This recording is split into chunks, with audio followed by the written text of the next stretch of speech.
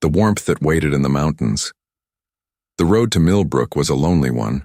Travelers said it seemed to bend farther than the horizon itself, winding through black forests and steep ridges where the silence pressed in like a living thing. Wolves howled in the distance, and the hoofbeats of one's horse felt swallowed by the earth rather than echoed on it. If a man rode that road long enough, he swore he could feel unseen eyes watching him from the thickets, measuring him, waiting for the right moment to draw closer. And at the end of that road, perched high on a mountain shoulder, stood the Millbrook Inn.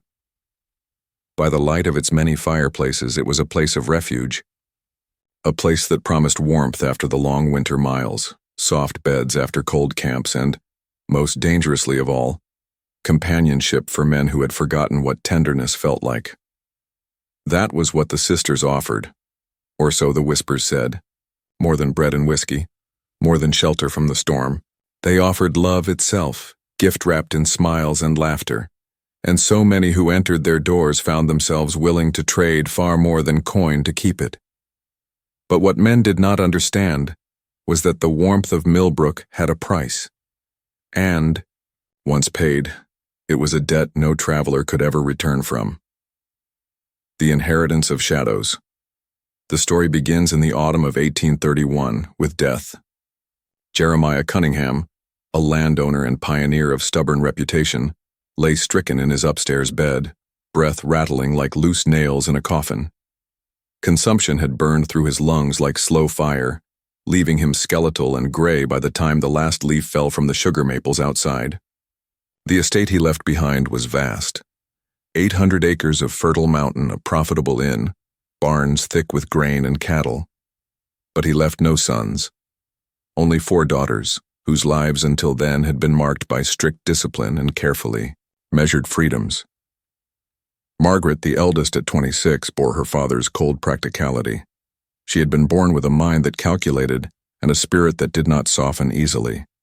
Beside her was Catherine, 2 years younger, whose beauty was so striking that men forgot their words mid-sentence when she entered a room. Sarah, at 22, had inherited not beauty but knowledge of herbs, roots, tinctures, and medicines gathered from the mountain slopes.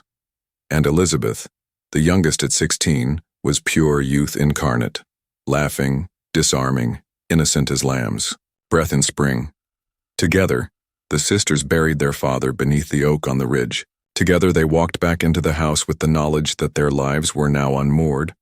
But while the neighbors expected ruin for 4 unmarried women in such a remote corner of the frontier, the Cunninghams quietly began weaving a new order for themselves, one built not on their father's stern hand but on their own cunning. The Golden Hearth, the Millbrook Inn, was not like other waystations on the Wilderness Road. Where most inns stank of smoke and sweat, its halls carried the fragrance of lavender and pine. Its fireplaces were kept roaring even when the woodpile ran low. Sarah's cooking, stews thick with venison, bread golden from the hearth, honey cakes sweet enough to make grown men sigh, brought comfort deeper than a full belly. But the true secret lay in the sisters themselves. Margaret managed the ledgers with relentless care, ensuring profits grew. Elizabeth flitted among the guests, gathering their stories, coaxing laughter and learning without suspicion what each man carried in his saddlebags. Sarah provided medicinal teas that soothed weary bones, though she experimented with other mixtures as well. Concoctions she did not yet speak of aloud. And Catherine was the inn's most dangerous flame. She had the uncanny gift of making every man feel chosen, as if her gaze had fallen on him alone in all the world. More than one traveler extended his stay by days, then weeks, unable to pull himself away. The Millbrook Inn thrived. Guests returned again and again. Some arrived desperate for business, only to linger with no urgency, no thought for wives or children waiting elsewhere. The inn was a web, spun with tenderness, and men came willingly to rest in it. But it was not until the winter of 1832 that the sisters discovered just how much profit there was in loneliness. The first stranger, his name was Thomas Kellerman, a cattle buyer from Richmond. He arrived in the teeth of a snowstorm, his horse shuddering with exhaustion, his saddlebags bulging with gold meant for purchases in Kentucky. He was a man hollowed by grief, having lost his wife only a year before, and he carried his sorrow, like a brand upon his face. Margaret noticed his fine boots first, then the weight of the leather bags he carried. Catherine noticed his eyes, the way they lingered on the fire as though searching for something he had lost. Elizabeth saw an easy mark for her cheerful chatter, and Sarah, stirring her pot of venison stew, considered the remedies she could prepare. For such a man should he need them, they welcomed him with warmth as they always did. But Kellerman's stay stretched longer than intended. He laughed at Elizabeth's songs, he dined on Sarah's honey cakes, he discussed politics with Margaret long into the evening. And at night, when the others had gone, Catherine joined him, by the fire. She listened, she touched his hand, she smiled when he wept. For 3 days she gave him what he craved most, the illusion that he was not alone in the world. When he departed, he did so with a new light in his eyes. He promised to return on his way home, certain that Millbrook Inn had saved him. But 3 days later, his horse was found wandering riderless near Cumberland Gap. Thomas Kellerman was never seen again. And on that first night without him, the 4 sisters sat around the kitchen table counting gold coins by candlelight. The sisters had discovered something far more valuable than hospitality. They had discovered how to make men disappear, and as the snow deepened that winter, so did their hunger, the pattern of disappearance. The mountains have long memories. They hold secrets in their caves, whisper them through the pines, and bury them under snow and stone. But the human mind, fragile, fleeting, often forgets. A man can vanish in the wilderness and be mourned as a victim of wolves, robbers, or the 1,000 perils of the frontier. And so, in that thin space between truth and explanation, the Cunningham sisters began their work. Thomas Kellerman was not mourned loudly. He had no wife to demand his return, no children to search the roads for him. His gold had vanished, but on the frontier such disappearances were common, explained away by banditry or accident. The sisters realized that the world beyond Millbrook was too wide, too distracted to care for every missing soul. That realization was the seed of a dark ambition, and like seeds, it grew. A house of masks. In the months that followed Kellerman's disappearance, the sisters refined what they had stumbled upon. Margaret, ever the strategist, began building what she called protocols. They were rules, precise and ironclad, to be followed by each of them without fail. Rule 1, the ideal man was always alone. No companions, no apprentices, no brothers or cousins trailing behind. Rule 2, he must carry wealth with him, coin purses, deeds, ledgers, livestock, or fine equipment that could be quietly sold. Rule 3, his absence must not spark immediate alarm. The sisters favored men of few ties, widowers, merchants whose families were far away, or drifters whose only kin were rumors of kin.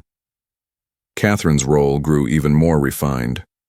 She did not simply charm men, she became their mirror. A devout Presbyterian, preacher passing through found her quoting scripture by lamplight, her eyes wet with reverence. A worldly tobacco merchant found her laughing at bawdy jokes in the common room, pouring whiskey as though she'd been raised in taverns.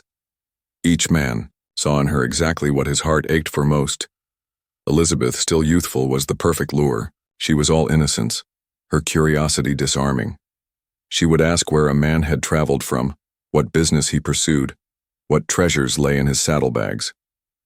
She played the role of childlike listener, though she carried each answer back to Margaret, like a faithful sparrow with scraps for its nest, and Sarah, quiet, meticulous Sarah, perfected her craft in the garden. Among the rows of sage and chamomile grew foxglove, pokeweed, and water hemlock. At first she experimented with minute doses, watching how the bitter liquids dulled or sharpened the senses. Soon she had a repertoire, powders that mimicked fever, tinctures that slowed the heart, berries that twisted the stomach into knots. In her hidden notebook she recorded each effect with the care of a physician, though her cures always ended in death. By the winter of 1833, the Millbrook Inn was no longer simply a refuge. It was a stage, and the sisters were its players. Every smile, every meal, every conversation was calculated, rehearsed, and sharpened for the inevitable finale. The tobacco merchant. The second man to disappear was William Fraser, a bachelor tobacco trader from North Carolina. He arrived on a rainy April evening, silver coins jingling in a pouch at his waist. To the townsfolk, he was known as a recluse, a man who traveled alone to avoid splitting profits with partners. To the sisters, he was perfect. Elizabeth charmed him with piano tunes, her small hands stumbling across keys in ways that made him laugh. Margaret inquired about his investments, drawing from him details of his coin stash. Catherine, coy and patient, coaxed out his loneliness, lingering with him as he read poetry aloud in the firelit common room. But Sarah prepared the stage. Each night she dosed his tea with tiny drops of pokeweed extract, enough to bring dizziness, sweats, and a sense of fatigue. Fraser believed himself ill with the strain of travel. Catherine's presence became his balm, her gentle hands the only reason he endured the growing weakness. On his final night, she invited him to a private supper. Wine laced with water hemlock lay between them, its poison masked by the rich flavors of venison and spiced honey. Fraser drank deeply, smiling across the candlelight at the woman he thought might change his solitary life. By dawn, his body lay, cold beside Catherine's bed, his death attributed to a sudden attack of the heart. He was buried in the small family cemetery behind the inn. The sisters carved a simple stone marker, blending his grave with those of the Cunningham dead. Guests praised their compassion. So rare, they said, for innkeepers to grant a stranger a resting place among their own. But beneath the earth, Fraser's silver had already been counted, his wagon sold, and his name whispered away into the wilderness. A machine of disappearance. From then on, the system repeated with precision. The sisters struck rarely, but deliberately. 4 or 5 men per year. At most, their deaths scattered like fallen leaves across the seasons. Each death was given its own explanation. A fever, an accident, a sudden decision to settle in the West. And always, the story was sealed by Ezra Hawthorne, the inn's foreman and loyal servant. Ezra's word carried weight in the county. When B.I.'s men went missing, he told neighbors that they had left Millbrook healthy and well. His weathered face, his reputation as a godly man, silenced questions before they grew dangerous. And so, the sisters thrived beneath his shadow, their inn drawing more travelers each year, yet each act left its mark not upon the sisters' reputations but upon their souls. Margaret became colder, calculating more like a merchant than a murderer. Catherine's ability to feign affection blurred with her real desires until she scarcely knew the difference. Sarah, buried in her poisons, seemed to lose the boundary between healer and killer. And Elizabeth, sweet Elizabeth, smiled as always, though her eyes sometimes lingered too long on the new graves in the orchard's shade. The mountains had become their accomplice, and the graves, their ledger. Whispers. In the settlements by the late 1830s, settlers along the wilderness road began to murmur. Too many men failed to arrive at their destinations. Too many wagons went missing, their horses found grazing loose on the hillsides. Still, no accusation clung to the Cunningham name. The sisters were generous neighbors, attending church in town, donating to widows, hosting socials for the scattered mountain families. If anyone whispered doubts, they were hushed by stories of the inn's hospitality. The Cunninghams? Townsfolk would laugh. Those women are angels, saints of the mountains. If men go missing on that road, blame the wolves, blame the weather, but don't you dare blame them. And so the mask held. But even the best mask will crack if worn too long. A crack in the glass, the year was 1838, when the sisters took Jonathan Waverly, a Pennsylvania surveyor. His disappearance was explained away as a hazard of his profession, another victim of fever and wilderness. His surveying instruments were sold in Kentucky, his maps claimed by Margaret for their growing business interests. Yet Waverly's death left a thread that would not stay hidden. A letter. He had written it one night at the inn, sitting at the desk in his rented room. It was unfinished, folded into his ledger, never posted. In it, he described the inn, the warmth of the sisters, the strange comfort he had found there. But he also noted something curious. There is a look in Margaret's eyes when she watches me write, a coldness, as if she sees not me but only what I carry. I cannot quite explain why it troubles me, but it does. That letter, never sent, was discovered years later by railroad surveyors mapping the region, and it would become one of the small pieces of evidence that unraveled everything. But at the time, in 1838, the sisters remained untouchable. They smiled at church, poured whiskey at socials, and laid flowers on Waverley's grave, while his bones cooled in the caves beyond the ridge. They thought themselves safe, until a voice within their own household began to tremble with guilt.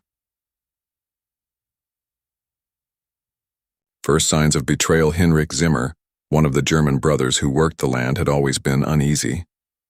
He buried bodies by night, followed Margaret's orders by day, but his hands shook more each year. Where his brother Klaus was stoic and silent, Heinrich was soft of heart. He drank more, slept less, and in his dreams he saw faces, men who stared at him from the dark, mouths full of soil, eyes full of accusation. By the end of the 1840s, his whispers became mutters. He spoke of sins in the kitchen, of voices in the barn, of 43 men buried in the earth. Sarah, seeing his unraveling, pressed laudanum to his lips, but no tincture could quiet a soul cracking under guilt. And one February morning, trembling, wild-eyed, he whispered the words that would echo to their ruin. I see them, Sarah, every night.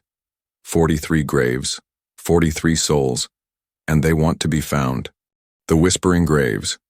The snow of 1850 lay deep in the hollows, muffling the mountains in silence. But silence can be a dangerous thing. It leaves space for voices that are not truly there. It gives breath to memory, echo to guilt, and shape to things best left buried. Heinrich Zimmer had once been a strong man. His hands were calloused from tools, his frame built from years of farm work and mountain labor. But lately, his body had withered, his eyes sunken from sleepless nights, his temper fraying like old rope. The laudanum Sarah prescribed dulled the edges of his pain, but in his dreams the dead clawed their way through. He saw Kellerman by the fire, face caved in from the hammer blow. He saw Fraser clutching his chest, lips blue from poison. He saw Waverley with his unfinished letter staring at him as if to say, "You buried me alive in those mountains and still you breathe." By February, Heinrich could no longer keep his silence. A confession in the kitchen. The morning was brittle cold when Heinrich appeared in the doorway of the inn's kitchen. Sarah was alone, tending the hearth, her sleeves rolled back as she sliced roots for the evening stew. She looked up to find him shaking, his clothes disheveled, his lips trembling. "I can't," he whispered, the words breaking loose before he could stop them. "I can't do it anymore." Sarah's knife froze over the cutting board. "I see. Their faces every night. Kellerman, Fraser, Waverley, all of them. 43 men, Sarah, 43 souls crying out for justice." His voice cracked like brittle glass. "You've poisoned me too. Not with your herbs, but with their blood. I smell it in my sleep. I hear them scratching at the walls." For the first time in years, Sarah felt a flicker of fear, not of discovery but of betrayal. "Heinrich," she said softly, coaxing, as though calming a skittish horse. "You're not well. The laudanum, it clouds the mind. You see things that aren't there." But he shook his head violently, clutching his hair with both hands. "No, I know what we've done, and I know it has to stop. They'll come for us. God himself will come for us." Sarah reached for him, steady, calm. Inside, her mind raced. Heinrich knew too much. His guilt could drown them all. Margaret's calculations. That night, the sisters gathered in the common room after the last guest had retired. The fire burned low, shadows dancing across their faces as Sarah relayed Heinrich's confession. Margaret listened, silent, her fingers steepled beneath her chin. Catherine paced the hearth, restless, her eyes flicking to the window, as though someone might be listening outside. Elizabeth sat curled in a chair, pale and tight-lipped, though her eyes gleamed with something between fear and excitement. "He's unraveling," Sarah said firmly. "If he speaks to anyone else, if he so much as whispers this madness in town, it will undo everything we've built." Margaret nodded. "Then we have no choice. Henrik has become a liability." Elizabeth flinched. "But he's worked for us for years. He buried—" She caught herself, swallowing the word. "Buried our sins," Margaret finished coldly. "And now he threatens to unearth them. We cannot allow that." For a long moment the fire crackled. Then Catherine stopped pacing, her voice low, certain. "Then we do what we've always done." A brothers' feast 2 nights later, Sarah prepared a special supper for the Zimmer brothers. Roast pork basted in honey, spiced wine warmed over the fire. She claimed it was a gesture of gratitude for their years of loyalty. Klaus, ever cautious, drank sparingly, but Henrik, trembling, from days without sleep, lifted the goblet to his lips again and again. By midnight he was silent, by dawn he was cold. His death was explained away as a heart attack, not unlike Fraser's, not unlike half the graves that dotted the family cemetery. Klaus, weakened from his smaller portion of poisoned wine, survived, but barely. His chest ached with each breath, his steps slowed, his dependence on Sarah's medicinal tonics grew. But unlike his brother, Klaus's silence was not born of loyalty. It was born of suspicion. He had watched Henrik's slow unraveling. He had seen the way Sarah's eyes lingered too long as she poured the wine, and though his body faltered, his mind sharpened with dread, the sisters thought the danger buried with Heinrich. But in truth it had only changed shape. The sheriff of Millbrook that same spring, another man arrived in Millbrook, not as a guest, but as an investigator. Sheriff Thomas Brennan had weathered 2 decades in the county, a man of graying hair and sharp instincts. He had heard the whispers. Too many missing travelers. Too many wagons unaccounted for. Too many last sightings pointing toward the Cunningham Inn. On paper, it was coincidence. But Brennan had lived long enough to know that coincidence, repeated too often, became pattern. His first visit was courteous. He knocked at the inn door one morning, his badge glinting on his chest. Margaret greeted him with practiced warmth, inviting him to take tea by the fire. He asked polite questions about travelers, about a cotton broker named Samuel Hartwell, last seen heading north. Margaret smiled. "Yes, of course, he stayed with us, a fine gentleman. Departed in good health, bound for Pennsylvania. We wished him safe travels." Ezra, summoned from the stables, confirmed the story with solemn nods. Elizabeth giggled about how Hartwell had complimented her piano playing. Catherine clasped her hands, eyes wide with apparent innocence. To any other man, it would have been enough. But not Brennan. There was something too smooth in their answers, something rehearsed. He left that day with no proof, but with suspicion burning brighter than ever. Klaus speaks. The crack widened when Brennan encountered Klaus Zimmer weeks later in town. Klaus stood outside the general store, his hands trembling as he lifted a sack of flour. The sheriff offered to help, and in the brief exchange, Klaus muttered words that struck like a match to dry tinder. "My brother," Klaus said quietly, his German accent thickened by grief. He was troubled before he died. Spoke of things that kept him awake at night. "The mountains hold many secrets, Sheriff. Not all of them should stay buried." Brennan studied him, his eyes narrowing. "What sort of things?" But Klaus shook his head, unwilling or unable to speak more. Still, the seed was planted, and Brennan was not a man to let a seed die. Gathering storm back at the inn, the sisters continued their work, unaware of the tightening noose. Guests still came, still found comfort, still stayed longer than they intended. Some left richer in memory. Others left only in silence, buried beneath the stones of the mountain caves, but the mask no longer fit as easily. Elizabeth had begun, asking Margaret uneasy questions about whether God saw what they had done, whether the faces in her dreams were truly gone. Catherine drank more than before, the weight of her deceptions carving cracks in her composure. Sarah grew sharper, colder, her notebooks filling with darker experiments. And Margaret, always the anchor, began drafting contingencies, escape routes, hidden caches of coin, plans to abandon Millbrook if ever the mask shattered. Yet for all her planning, Margaret could not control the one thing that undid them all, the guilty conscience of a man who had buried too many bodies. The voices grow louder. By the spring of 1851, Klaus could no longer sleep. He dreamed, as Heinrich had, of faces in the dark, of men whispering his name. He saw his brother's accusing eyes each time he closed his own. And the more he drank Sarah's bitter tonics, the more he suspected they were meant not to heal him, but to keep him weak. The truth pressed on him like a weight, and at last he agreed to meet Brennan in secret, far from the inn in the woods where the sheriff kept his horse tethered. What Klaus confessed that night was halting, broken, a tangle of grief and fear.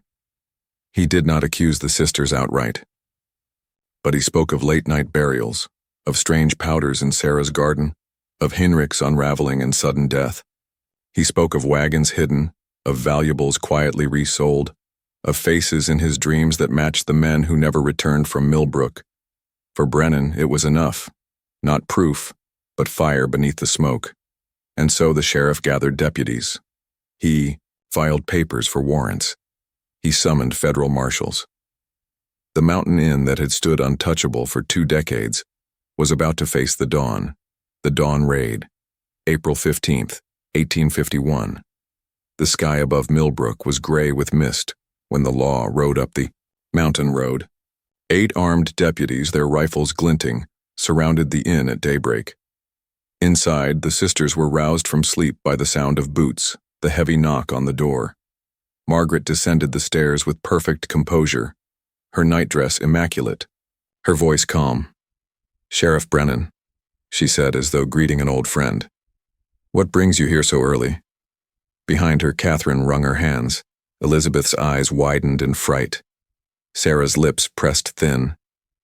Brennan's answer was cold, certain. "Murder," he said, "and today the mountain gives up its dead. The caves speak morning and the mountains can feel like a rebirth. Mist drifts low in the hollows. Birds stir awake in the fir branches, and the light breaks slowly, painting the ridges in pale gold." But on April 15th, 1851, the dawn brought not rebirth but reckoning. Millbrook Inn sat quiet as the law approached, its stone chimney still breathing the last embers of the night's fire. From the outside it looked unchanged, a sanctuary of warmth for weary travelers, its shutters drawn against the chill. But Sheriff Brennan and his deputies rode hard up the path, rifles ready, knowing that behind those walls lurked one of the darkest conspiracies the frontier had ever spawned. The inn had stood for over 50 years. That morning it would never stand the same again. The confrontation, Margaret Cunningham opened the front door as though nothing unusual had happened. Her face was composed, her eyes calm, her lips curved in a smile that had fooled countless travelers. "Sheriff Brennan," she said smoothly. "What a surprise. Won't you come in? The hearth is warm." But Brennan's jaw was set. He stepped across the threshold with the authority of a man who had seen enough lies to recognize another. Deputies spilled in behind him, spreading through the common room, their boots heavy against the polished floorboards. "I'm not here for your fire, Margaret," Brennan said. "I'm here for the truth." Catherine descended the staircase, in her nightdress, her face pale with feigned shock. Elizabeth hovered behind her, trembling. Sarah lingered in the kitchen doorway, silent as stone. "You'll have to be more specific," Margaret replied, her voice even. "Our inn is an honest house." But Brennan's eyes hardened. "Then you won't mind if we search it?" Unearthing the first lies, the deputies moved quickly. Drawers were opened, trunks lifted, shelves combed through.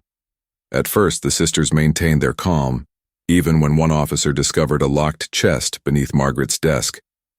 Inside were trinkets, more than trinkets, really. A silver pocket watch engraved with the initials S.H. Samuel Hartwell. A leather portfolio filled with deeds belonging to a tobacco merchant long since vanished. A bundle of letters addressed to men who had disappeared without explanation. Each item was ordinary on its own. Together they told a story far darker than the sisters could explain. "Travelers leave things behind all the time," Margaret said quickly, her tone still icy calm. "Forgotten keepsakes, unpaid debts. You'll find no proof of wrongdoing here." But Brennan was not looking only for proof. He was looking for patterns, and the pattern was unmistakable. Sarah's garden while deputies scoured the rooms. Brennan stepped outside. A deputy had called him to the rear of the house, to the small garden where Sarah cultivated her herbs. At first glance, it was a healer's patch, rows of sage, mint, lavender. But among them grew plants no healer would tend. Foxglove with its bell-shaped purple flowers, deadly in even small doses. Pokeweed berries dark and glossy like drops of blood. Hemlock, its feathery leaves deceptively delicate. And in the shadows, mushrooms pale as bone, their caps round and smooth, destroying angels. Beside the garden, in a small wooden shed, Brennan found shelves of bottles and vials, each carefully labeled. Tinctures, extracts, powders, recipes scrawled in Sarah's neat hand, describing symptoms, dosages, effects. This was no medicine chest. This was a library of death. Brennan's stomach tightened. The Cunninghams hadn't merely killed, they had perfected killing, studied it like a craft, refined it like an art. When he returned inside, Sarah stood by the fire, her hands folded neatly before her. She said nothing. She didn't have to. The garden spoke for her. The confession of Klaus Zimmer. That evening, Brennan met again with Klaus Zimmer, this time in the presence of federal marshals. Klaus sat slumped in his chair, his chest heaving. With the effort of breath, his skin gray from months of Sarah's tonics. At first, he hesitated as if the weight of 20 years pressed his tongue to silence. But once the first word slipped out, the rest poured like floodwater. "My brother and I, we buried them. So many, always at night, always in the same place. Behind the rockfall. Margaret ordered it. Sarah gave the poison. Catherine..." He broke off, his voice cracking. "Catherine made them want to stay." He wept, shoulders shaking, while the marshals took every word. Brennan did not need to press further. He already had enough. But still the sheriff demanded to see the truth for himself. Into the mountain. It was Klaus who led them, limping through the forest with a lantern in hand. The deputies followed in silence, their rifles slung, their eyes darting through the dark trees. The sisters, bound at the wrists, were marched behind them, their faces lit by the flickering light. Margaret's expression remained unreadable. Catherine's tears streaked her cheeks. Elizabeth stumbled with wide, terrified eyes. Sarah walked with a terrible calm, as though the woods themselves had already accepted her guilt. The path wound, higher into the mountain, past gullies and bare-limbed oaks until they reached the place Klaus described. A rockfall at the edge of a ravine. Behind it, hidden by boulders, gaped a narrow fissure in the earth. "Here," Klaus whispered hoarsely. "Here is where we laid them." Deputies pried loose the stones, their grunts echoing into the night. The fissure yawned wider, its breath cold and damp. The lantern light caught on bones just beyond the entrance, an arm, pale as ivory, reaching from the dark. One deputy gagged. Another crossed himself. And then the full horror spilled into view. The 43. The cave stretched deep, its floor littered with remains. Skeletons piled against one another, skulls grinning in eternal silence. Rotted boots, rusted buckles, the broken handles of tools and weapons. 43 men, each reduced to bones and rags, yet still heavy with the weight of their stories. Some bore fractures at the base of their skulls, blows from hammers or blades. Others showed signs of poisoning, their bones brittle and stained by minerals in the earth. The deputies worked through the night, lanterns casting eerie halos against the stone. Each body was counted, catalogued, laid out on canvas sheets, and, as the numbers rose, so too did the deputies' rage. 43. 43 graves of men who had once laughed by the inn's fire, who had trusted the sisters' smiles, who had been promised warmth and found only the cold embrace of death. When the final body was tallied, the cave was silent, save for the drip of water and the scrape of shovels. The mountain had kept their secret for nearly 2 decades. Now it had given them up, the fall of the sisters. When confronted with the evidence, the sisters' masks cracked at last. Margaret denied everything, her voice sharp, insisting it was all lies, that the evidence had been planted by enemies jealous of their success. But even her words quavered when Brennan laid Samuel Hartwell's watch on the table, its engraving gleaming in the lantern light. Catherine broke entirely. She wept, raving, confessing, and denying in the same breath, sometimes clinging to her sisters, sometimes damning them. Her beauty, once a weapon, now twisted into desperation. Sarah said nothing. She sat with her hands folded, her eyes fixed on the floor. Her silence was more terrible than any confession. And Elizabeth, poor Elizabeth, pleaded for mercy. She claimed she had been too young, coerced, blind to what her elder sisters had done. Her tears were real, her voice trembling with terror. But whether innocence lay in her soul, or merely another mask, no man could be sure. The deputies shackled them that night. Margaret walked steady, Catherine stumbled, Sarah never flinched. Elizabeth sobbed, and as the wagons carried them down the mountain at dawn, the inn stood silent behind them, its windows dark, its hearth cold for the first time in half a century. The watching crowd, when word spread through the settlements, the Sioux, people came in droves, farmers, merchants, widows, all gathered to watch the wagons roll past. These were the same women who had hosted church socials, who had poured whiskey at dances, who had spoken with such generosity in town.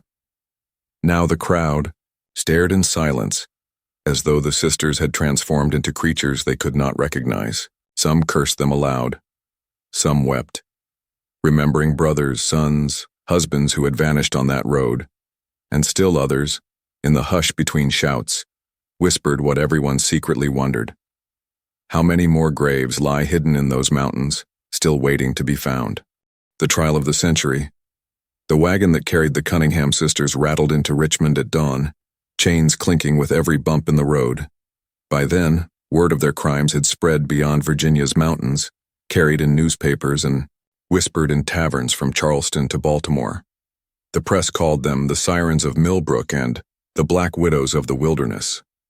Some painted them as cunning demons who devoured men for profit. Others whispered that they were victims of circumstance, driven to madness by isolation. Whatever the story, one thing was certain. The trial of the Cunningham sisters would become the most sensational legal proceeding of the age. Crowds swarmed outside the courthouse weeks before the proceedings began. Merchants hawked pamphlets with lurid woodcut illustrations of 4 women poisoning a traveler's supper. Ballads were sung in taverns about the sisters who loved too well. Ministers thundered from pulpits about female corruption and the dangers of unbridled temptation.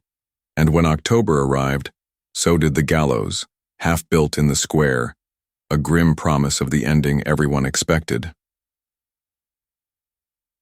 The courtroom, the courthouse, was packed wall to wall when the sisters were brought in for their arraignment. The great oak benches creaked under the weight of farmers, widows, newspapermen, and curious gentry.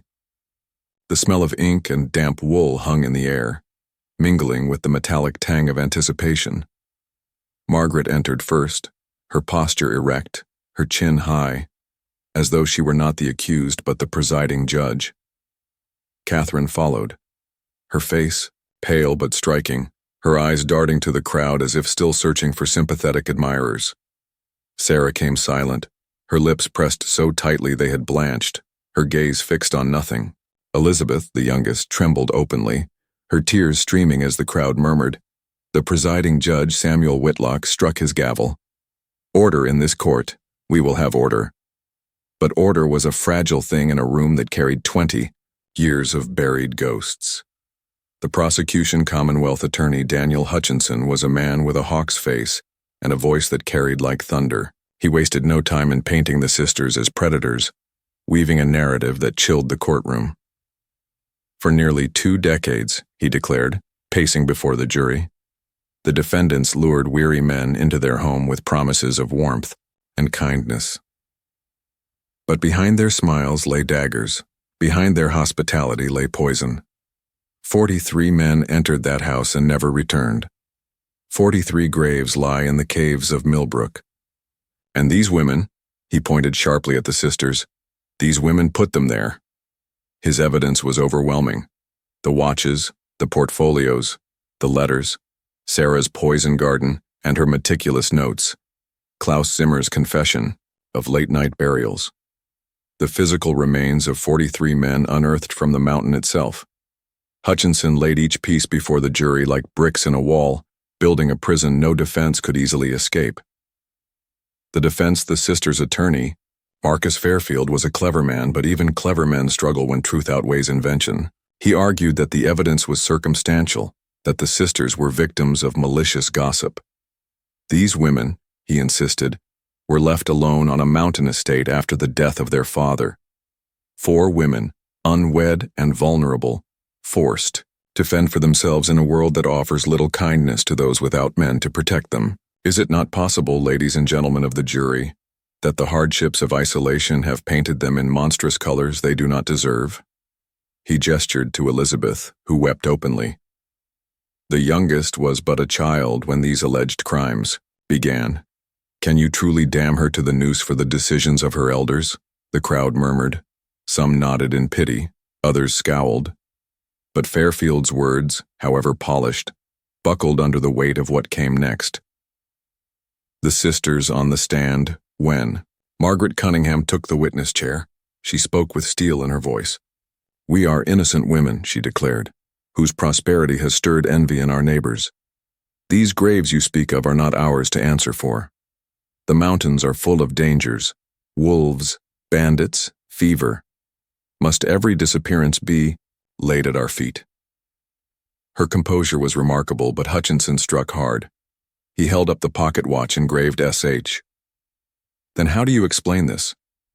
Found in your home, belonging to a man who never returned? Margaret faltered, just for a breath. Travelers leave things behind. And poison recipes too? Hutchinson thundered, slamming Sarah's notes on the table. The crowd gasped. Margaret's mask cracked, just slightly. Catherine was next. At first she tried to maintain composure, speaking of her innocence, of her devotion to the inn's guests. But when Hutchinson pressed her about her role in comforting the victims, about the nights by the fire and the whispered promises, she broke. Tears spilled, words tumbled, her voice rising in a storm of denial and confession. Yes, I gave them comfort, she cried. Yes, I told them they were loved. But I never killed them. I never drove the blade. I never mixed the poison. Hutchinson leaned close. But you lured them, did you not? You made them stay.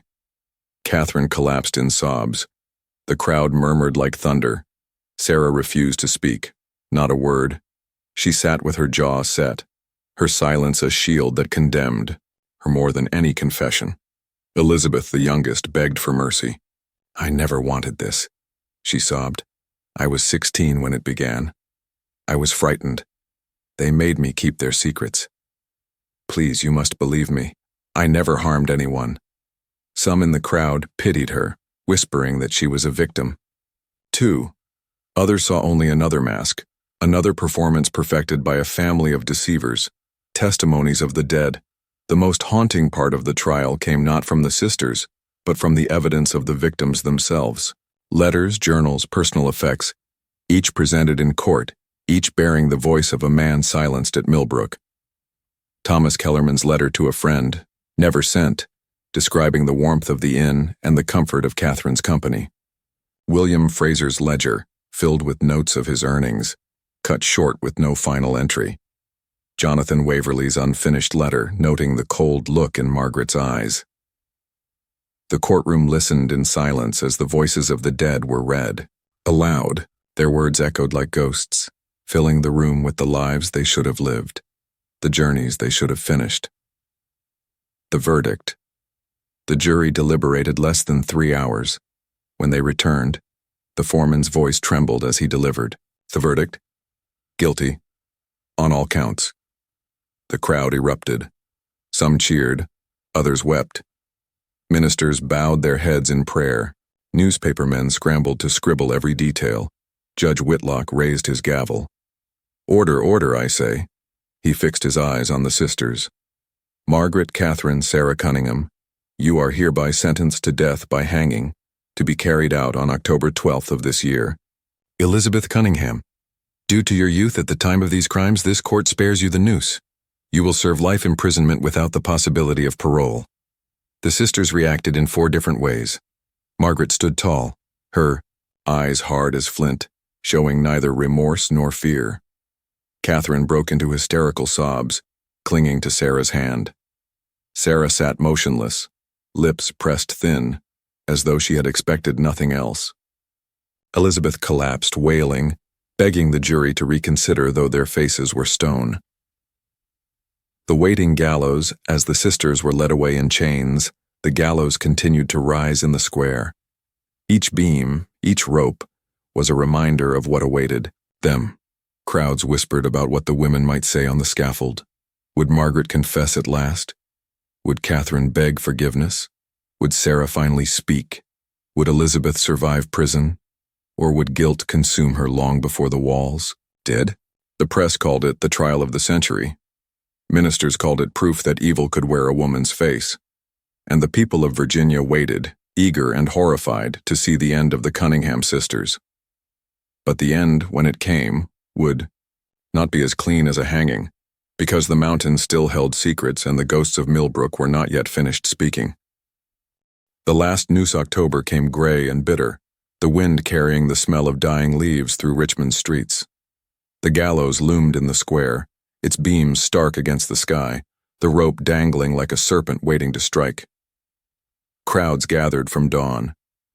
Farmers with dirt still under their nails, ladies in stiff bonnets clutching kerchiefs, children hoisted onto shoulders to glimpse the spectacle.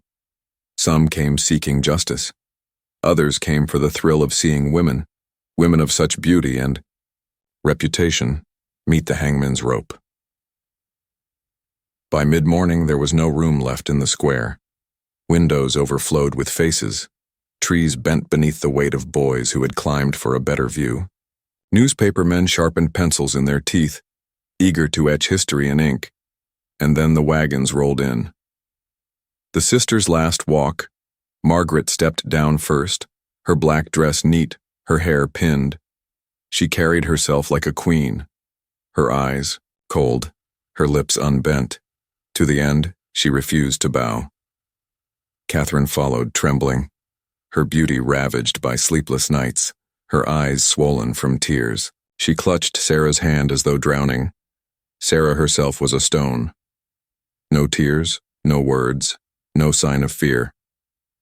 Her silence had lasted from the courtroom to the gallows, and it would last to the rope. Elizabeth came last, not to the gallows, but to the crowd. Shackled, escorted by guards, she was only there to watch her sisters die before being sent to the penitentiary. Her sobs cut through the murmurs of the crowd. Some pitied her.